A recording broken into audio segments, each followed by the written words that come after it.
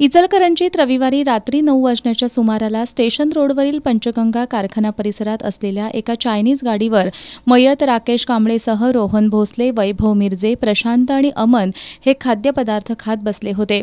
त्यांच्यामध्ये शिवीगाळीसह चेष्टामस्करी सुरू होती. त्याचवेळी त्या ठिकाणहून संशयित सूरज कौंदाडे त्याच्या मित्रासह निघाला होता. राकेश आणि त्याचे मित्र आपल्याला बघून शिवीगाळ करतायत असं वाटल्यानं त्यानं त्यांना जाब विचारला.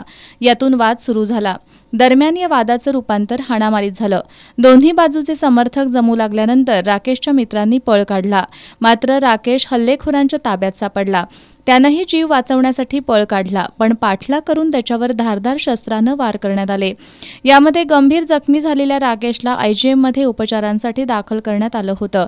मात्र उपचारांपूर्वीच त्याचा मृत्यू झाल्याचं डॉक्टरांनी घोषित केलं. या खून प्रकरणी शिवाजीनगर पोलिसांनी 8 तासांच्या आत ओंकार खोत, ऋषिकेश साळुंखे, प्रतीक खोत, संदेश उर्फ स्वप्नील जाधव, राकेश कोरवी, शुभम चव्हाण, आशिष चव्हाण, शिवराज पाटील, समीर कांबळे, रोहन बोराडे या 10 संशयितांना गजाआड केलंय. आज त्यांना न्यायालयात हजर केलं असता न्यायालयानं त्यांना 5 दिवसांची पोलीस कोठडी सुनावली आहे.